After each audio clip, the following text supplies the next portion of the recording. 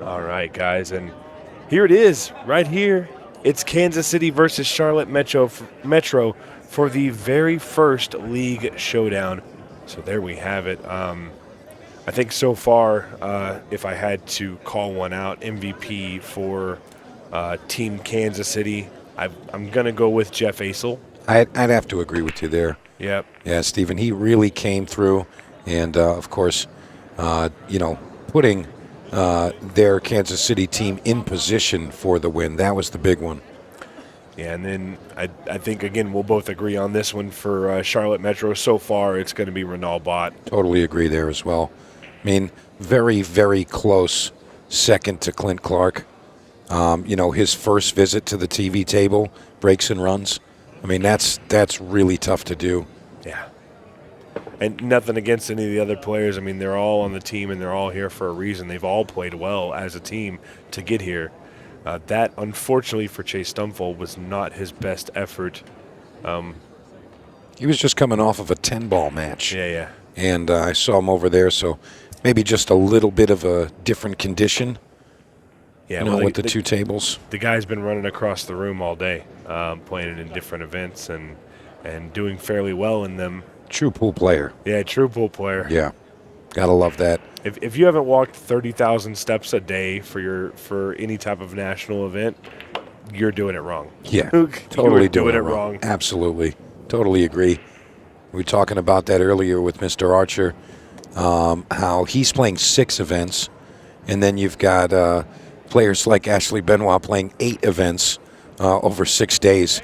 And we were laughing about it. She's playing more than 1 tournament average per day, and that's pretty sick. 8 tournaments over 6 days. Gotta love that. And you can't really get that anywhere else than Ultimate Pool. Thank goodness she's not a junior or a senior, because I think she would have filled out everything. Well, yeah, most definitely. Most definitely. But she's a true competitor. Absolutely. We know why she's in everything, because she wants to play in everything. Yeah. She wants to win everything. Yeah, I mean, if you're going to do it, why not do it all the way? Why halfway anything? Just do all the things. Yeah. And this guy right here, he wants to do all the things. Chase Stumfold, very talented young player. And I think we're going to be seeing him quite a bit over the next 15, 20 years. One of those names that you're never going to want to draw in a bracket. Yeah. I mean, he's super strong right now, but he's not even close to maxing out yet. We know he's got a much higher ceiling than he's revealed so far. Yeah, the inaugural Kansas City Open, he takes out Tyler Steyer. That's a good start. Yeah, I mean, and those types of wins are motivating to have him work harder on his game and play more events and really just do more pool overall. And you can tell he's got a ton of talent in that back arm. I think that he's just going to kind of learn to laser focus that and kind of control that talent he has and really just excel in the coming years. Uh-oh. This could be disastrous for Chase. Yeah, you see, shots like that, if you set that shot up and said, hey, Chase, make this shot, he's going to make it every time. Now, in that particular situation, kind of took it for granted and kind of went quick, but... A little quick on his timing. Yeah, for sure. and there's no reason for him to miss those shots other than he still needs to get a little more experience and things like that. But, I mean, definitely one of the top players in the events. And honestly, I think that the fans really like seeing these young up-and-coming players, more so in some cases than the classic, hey, I've been a top player for X amount of time. They want to see some new blood in there. You know, it's kind of crazy. I've talked about this, the amount of rejuvenation that some of these pool players have had. Dennis Hatch hasn't been seen playing a lot. Of course, Johnny Archer as well. Nick Varner, Tommy Kennedy, those guys aren't you don't see them every weekend at different tour events. But I think this format really speaks to a lot of those guys, and they enjoy the format. Yeah, Ultimate Pool really allows players of all skill levels and ages to kind of showcase what they know and show their talents from Ultimate Pool USA, especially with some of those particulars with the format. It's just It's such a high value for the players. Multiple matches, Oh, no. a round robin. Almost a golden duck there. Oh, sorry, I didn't mean to. No, that's okay. It scared me. 8-ball was flying. But yeah, the format, the group stages. Yeah, like it's people just enjoy so, that. Yeah, it's so much more value than, hey, you lost 2 matches and that's it. See you later. Yeah. How about you can play 5 matches and then you start your tournament and you get your placement. 4 or 5 matches and then you get your placement. I mean, that's pretty good. And even if you don't place in the top side of your bracket, guess what? Yeah, now There's you go a to the second other. chance of it. Exactly. Yeah, I mean, you're talking, it's like, 7 matches or 8 matches before you can be eliminated. You could lose all of those matches and still be in action. It's really just a great value to the players. And like I said, you can do things with the Ultimate Pool format that you can't do with other standard formats. Putting the matches in the box, saying, hey, I know exactly how long these matches are going to take. And you can really maximize what you can do. So this is really interesting here. The table's still open. We saw a safety from Caleb, and then Kieran came up and played the same safety with the same 2 balls, and now Caleb's in a situation here where this is tough. This is not good. And he kind of just says, hey, go ahead and do something. I would have liked to see him avoid leaving a shot on the 3 just because of the 8-ball. That could have been a problem later in the rack, but he's more than likely going to open with the 3-ball here. I think at best he could have tried to leave him on the rail, limit his ability to get to the cue ball. Yeah, maybe a bit of frustration. But, I mean, Caleb's, he's a good player. He's well-rounded. And, he just says, you know what, I'm going to play the percentages here. I think I get another shot here.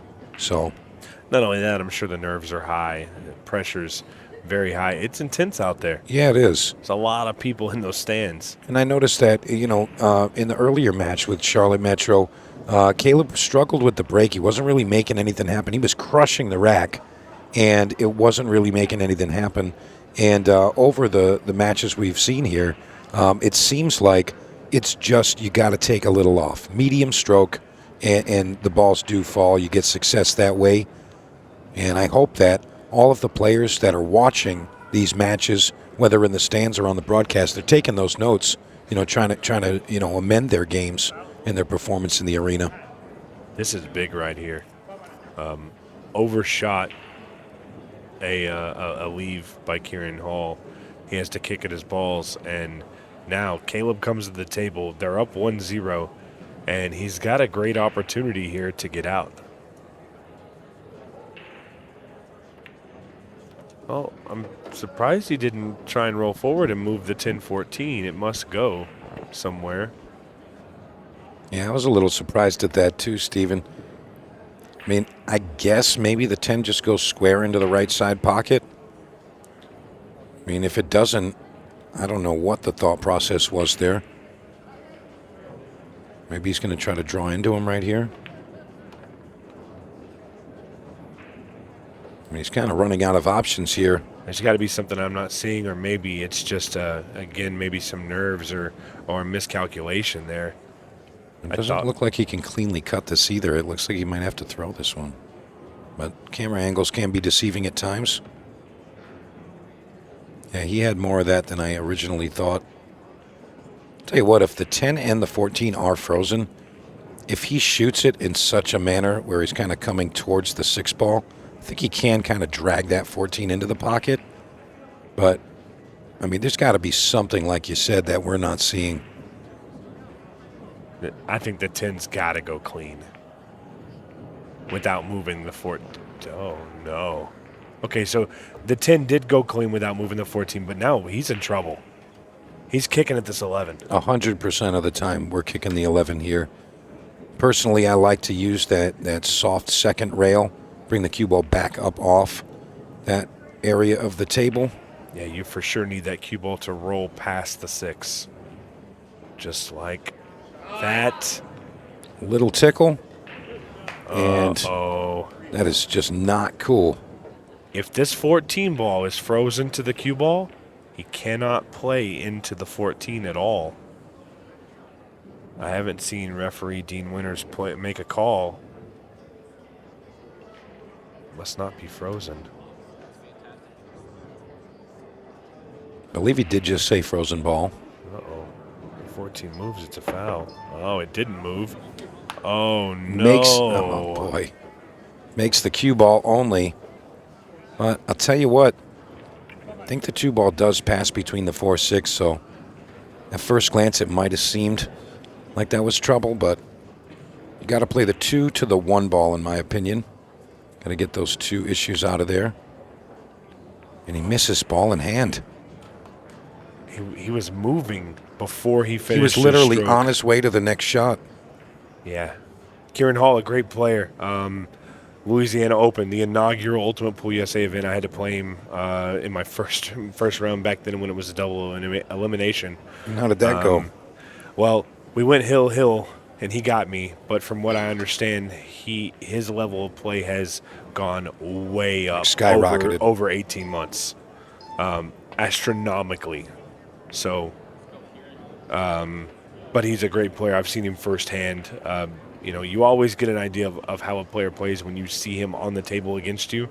Very smart player, and that is very unlike Kieran Hall to miss that ball in hand shot. I'm glad you said that. A lot of times you can see a player perform, watch them play another match on a broadcast, in person, but unless you're actually in a match with them, you can't really get the essence of how they play.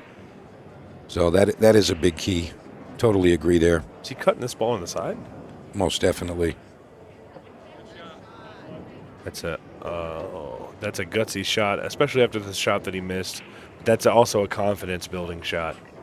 Yeah, he wants to, kind of say to himself and his opponent, hey, that's not going to happen again. That's not happening again. Control the cue ball here. See that very deliberate snooker stance. Or snooker, as some of our friends would say. Quick 4 to the side, 8 to the corner. He's going to put up a point. Kansas City. And there it is, 1-1. And we talked about this just a minute ago when we saw them. Once again, he's coming into the face of the 5, so it's not a cut. He's coming head on. And again, smashing the rack, no success. And Dennis and I talked about that at length. And, I mean, I have to say it. You have to take something off of the break on this table. The way it's playing right now, absolutely cannot crush the break. You got to get fortunate and get something to click in somewhere. Just doesn't open up. Yeah, 75% is the sweet spot, I think. Yeah. On that break speed. I mean, maybe even less. Maybe Could even be. less. And just that medium, solid hit. Balls were falling everywhere. This is a little messy. Yeah, it is.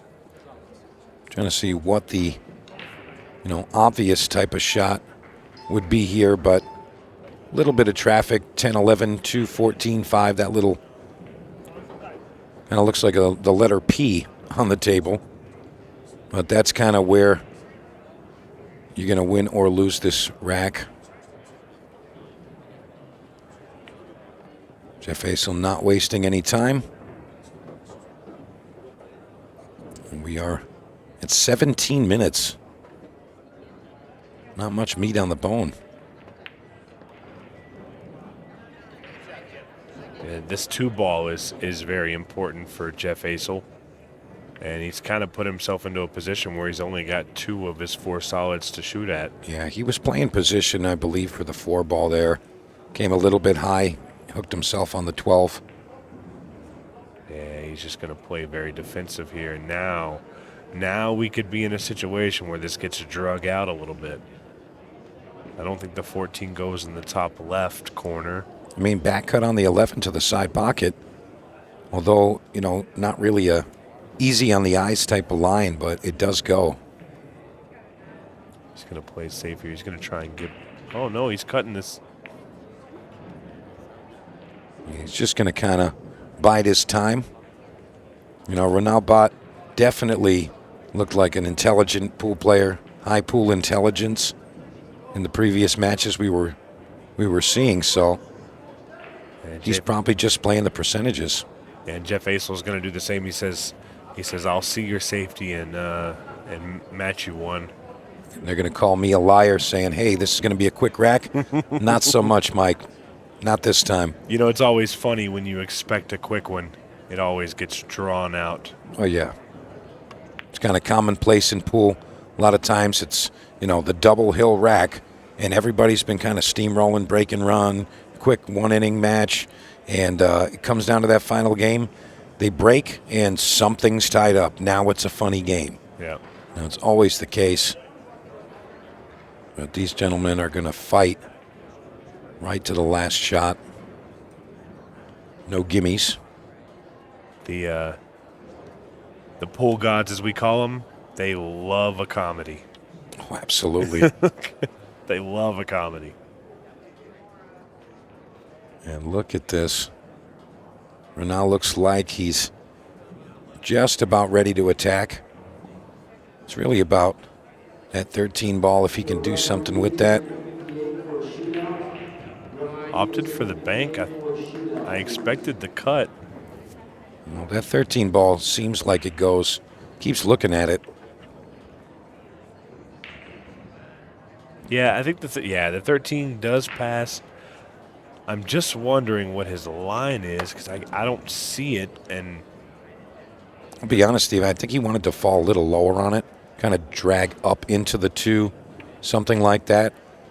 But we all know that when you're playing 8-ball, plans change kind of out of nowhere, and you kind of just adjust your plan and can't be stubborn about it. You say, okay, plans change, different path, different pattern. And Ronaldo looks like he's up for the task. yeah, I had a good friend of mine once tell me adaptability is the new break and run. Yeah, it kind of is. If it's not about planning it out and doing it, it's about adapting to the situation you're in. That's pretty sound advice. That checks out, Steven. All right, big shot coming up here. Now, there's a chance that he can roll under the 11 and possibly get the cue ball back on top of the 14. So, although it looks clustered, this might be a clean run here. Really just going to fall on the proper side of the 11 here. Extension has been called. Let's see if he agrees with the plan or if he's going to try to be aggressive. Yeah, he's going super aggressive. I'll tell you, I mean, it might be deceiving, but I'll tell you, the 11 looks like you can just kind of float it in off the rail, nice and easy, up to the top right. I thought he should have gone forward there. Well, me and Dennis had this conversation last rack. He has shot 4 combination shots that neither me nor Dennis liked, and he's done them all successfully. Yeah, Dennis was fond of his game, and look again, absolute flawless shot there from Ronaldo. Very impressive, Steven. Yeah, his combinations he's 100% for, and none of them have been easy. That's not a shot I ever want to shoot for the cash. I'll tell you what, I don't want to play this guy for the cash right now. Look at this. Great, great finish there. Oh, wow, that 8-ball just snuck in the pocket. And 11 minutes, 50 seconds remaining, and Kansas City still trailing 2-1 here. This is actually the slowest pace score I think we've seen in this format. what we saw in the early matches, I think the common score was 5-1. It seems like the first match was kind of back and forth, the first 2, and then one team would sprint away. Worth noting while we're seeing Chase here at the table, Kansas City has had some tough matches all the way through. They started off, this one was a whitewash against Manhattan, 5-0. They followed up with their quarterfinal match and it was another good match for them, 5-1. And then, of course, we saw Kansas City win 4-3 over New England. And, you know, that's a tough road. Obviously, I think Manhattan got a tough draw, but I saw their team play, and they all played good. Do we have a roster for Team Manhattan? I was curious. Yes, we do. So it was Drew Anderson, Con Liu, and Joseph Walsh. Okay. You may be familiar. You know, sometimes the scoreline doesn't always tell you the story of the match. Definitely not. I mean, I've seen some super top players just get whitewashed, and it really wasn't anything that they could do about it. Sometimes the game just does that to you, and that's the way that match went. You know, it's really just a portion of time, and whatever happens in that small portion of time, you know, that's up to the pool gods.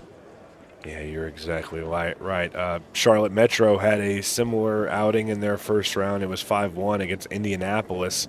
They turned around and snuck a win through Dallas. And, of course, we saw the last match, Springfield up 2-0, and Charlotte won 5 in a row to meet Kansas City in the finals. So the resilience of some of these teams. Speaking of resilience, Chase Stumfole looking to come with the tying rack right here. The kid says, we aren't done yet, and oh my goodness, I hit him. Oh, honestly, I don't believe in it. I know what you're going to say. I don't believe in it. Dennis tells me he believes in it. I'm kind of on the fence. That was a tough shot, though. He only had a portion of the 8 ball past the 14, so it wasn't as easy as it looked. Yeah, fair enough, but there was no reason to miss that shot, especially for a talented player like that. I think he's going to have to kind of just forget about it and move forward, wait for his next opportunity. Meanwhile, Caleb Hickson is going to try to snatch up rack number 4 and extend the lead 3-1. That puts a huge change on the momentum of this match. Ultimate Pool League operator Joey Gray in the Oklahoma City area. We used to talk about something that it's a baseball stat. It's called cost. Okay. This error caused this many runs. You don't see it as much in alternate breaking format, but you know, the swings that we talk about, the cost of missing a shot. Oh, yeah. That is absolutely a real thing. Yeah, that's absolutely a real thing, Stephen. A lot of times when you're seeing, you know, evenly matched players, especially, you know, in the winter break type of formats, but even in alternate break, if you lose a game, you make an error, it doesn't cost you just that game. It's usually more than one. Yeah, and that's just on the physical side. On the mental side, it can cost you a lot more. Yeah, your sanity in some cases. And there it is right there. Caleb Hickson going to snatch this one from Chase Stumfall. Not going to be happy about that. For Kansas City, they just have to put that one behind them. And we are in that 15-second shot clock zone.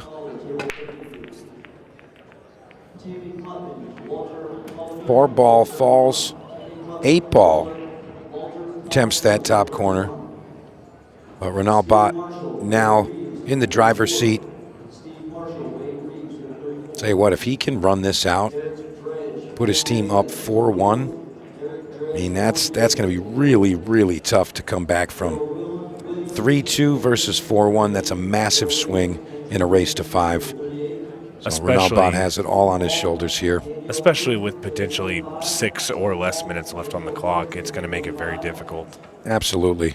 And again, Ronald Bott coming very, very strong and very consistent, might I add. See, does this go by? Oh, wow, what a gutsy shot. I mean, that was super gutsy. But again, he's a player that knows what he likes to shoot, and he just goes for it. I mean, not really thinking about consequence, just kind of stay in the course, knowing what you're capable of, not asking for more. And honestly, Stephen, this looks like he's just going to run it out.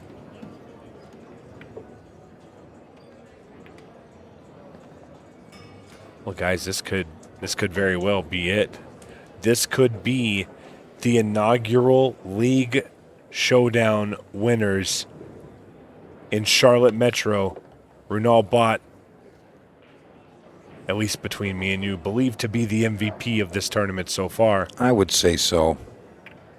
I mean, you know, if we're talking about all of the players, I mean, it may sound biased, but Ashley Benoit lost 1 rack of all of the matches she played. That was pretty strong. But in our finals here, Runal Bott's definitely the guy.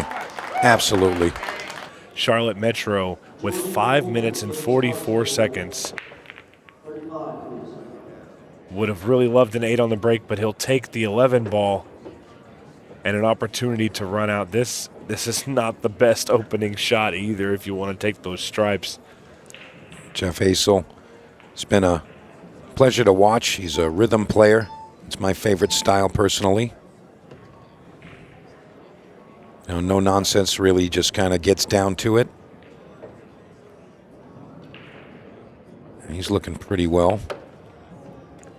I do think if they stand a chance, he's going to have to pick up the pace just a little bit. You know, these few seconds here and there, they could be costly. Yeah, you kind of have to, you know, adjust your mind to say, I don't have 4 minutes and change for my rack. I have 4 minutes of change for 4 more racks. Yeah. So definitely got to play with some haste. I mean, even with 15-second shot clock, it's still, you got to kind of be 10 seconds or less. Really can't burn the clock. While trying to avoid doing this to yourself. Very, very difficult situation for Jeff Hazel. He gets a good hit and it's a scratch. Oh, that's brutal. That is absolutely brutal for the Kansas City team here. I'll tell you what, guaranteed somewhere in the stands is Pat Dixon with a giant smile on his face, as he is the league operator for the Charlotte metro area.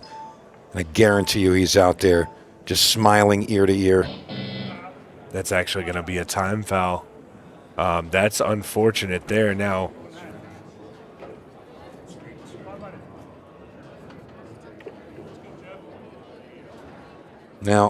I'm curious, Stephen, I'm sure you know the answer to this. When a player does foul, when does the clock begin? When the referee hands the cue ball to the player? Or, you know, like, how does that actually start? it's when the ball is available to you. When it's available to the player. Okay. So if the referee places it on the table, as soon as it's on the table, clock will begin when it's placed there, not when you pick it up. The best analogy I can give you is in league play, if a player scratches, the time does not start until the ball hits the ball return. Whether you're walking over there and grabbing it or not, as soon as it's available, that time is running. All right. So Jeff Hazel puts a point up, but the clock is still ticking. They're trailing 4-2. Let's get it finished. He changed his break. He was coming across the front of the 5. Now he's going head on. Cue ball right in the drink. Not a good idea to change things up if you've been finding success. I understand if you haven't had any successful breaks and you want to try some things, but I mean, it's really been working for him. So, well, he had good success all last match. However, the last break he made, he did break dry. So one dry break and he changed might not have been the best decision because Chase is one of the quickest players that I've ever seen. He put up 10 racks in a 10-ball league match earlier, 30 minutes long. He put up 10 racks. The kid does not slow down, and this right here is a very, very, very quick run out. This will be a game changer for Kansas City. Absolutely. Yeah, the unforced error earlier with the time foul from Clint Clark. Now Chase Stumfall runs a quick rack right there. Is it possible? Incredibly quick rack. I mean, anytime you can run a rack in under a minute, that's super strong. 8-ball was moving. He needs a ball down. He's got it. 9-ball falls. Well, you want to talk about a tight match? You want excitement? Here you go. It's Kansas messy. City claws its way back into this match from down 4-1. It's so messy, but there's gaps here, there's gaps there. Mike, this is possible. Well, I mean, you've been rooting for that 3-on-3 6-ball shootout since this event started. So, Like you haven't. well, you know, once I learned about it, yeah, I kind of want to see that. And here's what I like about what Kieran's doing. He knows that if he lets that clock run while he's playing and gets the run out, they're not going to have time for much. Ideally, he wants to pocket the 8-ball with less than 3 seconds left, run the clock out, go to the 6-ball, because it's not going to have an opportunity for the golden break. No, it is their break. Kansas City is breaking. Wow. So he might want to pick up the pace a bit here. Kick shot on the 4-ball coming up. And he executes very nicely.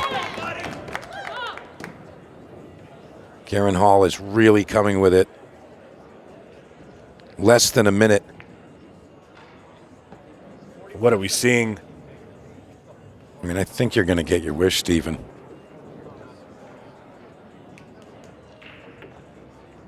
Oh, my goodness. Well, better slow down. Coming up on 30 seconds remaining in this rack.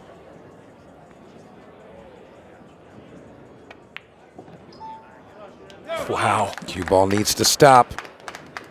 Ashley Benoit getting very excited here, enjoying the arena match. This is very smart. He's going to use that time.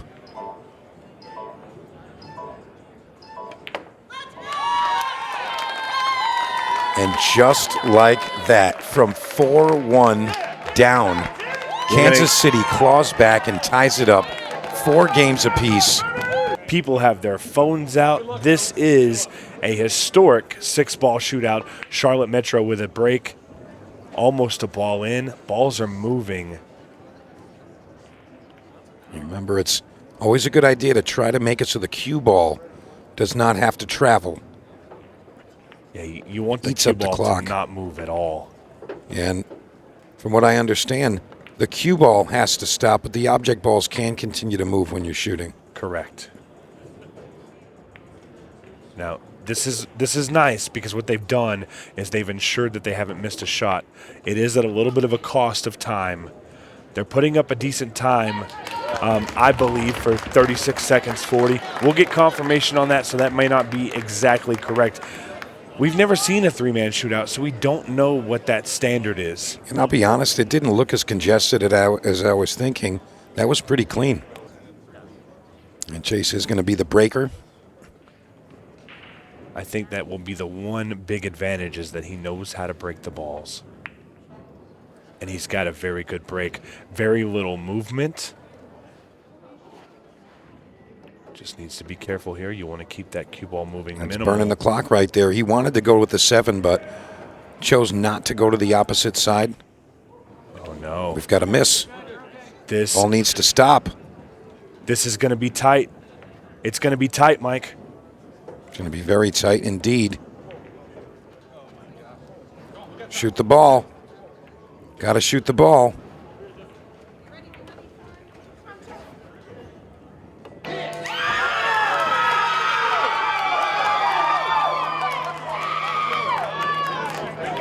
That was very close there, Stephen. We got to get an official time there. I think both teams think they've done it. It's very, very close. I'll bet you everybody's chewing their nails off right now in anticipation. We have the official times. Kansas City's 6-ball shootout time, 37.8. Charlotte Metro has won the inaugural League Showdown in a 3-man 6-ball shootout by 1 second. Wow. 1 second is history right here. Well, we want to congratulate Chase Stumfolk, Kieran Hall, and Jeff Asel on a fantastic run in this event. But right now, you got Clint Clark, Caleb Hickson, and Renal Bott, your champions, in dramatic fashion, might I add, Stephen. That was great. Wow, that was pretty incredible. It's time for the presentation ceremony at the end of a pretty dramatic day on day number 1 of the Ultimate Pool USA League Grand Finals. And I think it's safe to say that if the rest of the days end up like this one, we are in for a hell of a week here in North Carolina. We'll speak to our winners, Charlotte Metro, in just a second. But first, let's get a word for our runners-up. They were brilliant all day. They are Kansas City, Chase Stumford, Kieran Hall, and Jeff Assel. Boys, I'll shake all of your hands if I may, because you've been fantastic entertainment today. I mean, it's a tough way to lose it. There's no way to sugarcoat that, Chase. But immediate thoughts on the final? Just grateful to be playing with these guys. I mean, if anybody watched, I struggled a lot throughout the entire event. So for them to be able to kind of pick me up and then just to be able to enjoy being in the atmosphere in the crowd, it was awesome. So. Yeah, it was some atmosphere, Kieran. It wasn't obviously the result you got, but I've got to allow you a moment to have some flowers, because the finish you took out to take us to a 6-ball shootout was pretty incredible. Yeah, I was talking to Tom back at the top of the stands before, and I said, what do you think about a buzzer beater finish to tie it up? And he said, tenner. So I got 10 off Tom, so that's worth every single penny. And that wallet is notoriously tight, so that might be the biggest achievement you achieve all week. And Jeff, I'm just going to come over here so I can get a word with you, sir. A really tough way to do it in the end, but what an incredible atmosphere to play in. That must be some incredible buzz for you. Yeah, definitely. The energy's crazy. These guys have brought it all week, all day. Man, we played good. I was proud of us. We came back from holes. We dug out. We played with heart. We got beat by a good team. You know, we made a couple mistakes that cost us early on. Everybody did. We took second. You took second. Congratulations, boys, on a fantastic performance. They are Kansas City, everybody. And now then, how about your Ultimate Pool League Showdown champion, Charlotte Metro? Wow. Clint Clark, Caleb Hickson, Runal Bat. Boys, congratulations. Come on in. That was... I mean, if you're going to choose a way to win it, Clint, would you have chosen it like that? No. I would have chosen it me shooting in time. What a crazy way to end it. I mean, it wasn't ideal the way that you went into the 6-ball shootout, Caleb, but the fact that you managed to pull together a time, it was enough. How were the nerves during that entire experience? Well, when we got done, I was sure we lost. Chase missed that ball, and I knew we had a chance, but I gotta give it to him. That's my boy. But yeah, man, it was just a lot of emotions. I've never had this much fun on a pool table, so that's Ultimate Pool for you. That is Ultimate Pool for you. That'll make the advert, I'm sure. Dudes, you've had some evening. The MVP chants are ringing out. I don't really know where to start with today. You've made Fluke of the tournament. You've given the greatest interview of all time. And you've played a key part in winning a trophy on the first day of the Ultimate Pool League Grand Finals. How are you feeling right now? I'm happy. I'm feeling good. I'm proud of them. They've shot good all day. Yeah, I'm happy for them. Yeah, you should be, mate. Well done. I hope you enjoy this moment. And you're going to enjoy it especially because we're going to bring out your league operators, Corey Shemtov and Pat Dixon, to present the trophies. Enjoy this moment, boys. Your inaugural Ultimate Pool League Grand Finals. League Showdown champions are Charlotte Metro.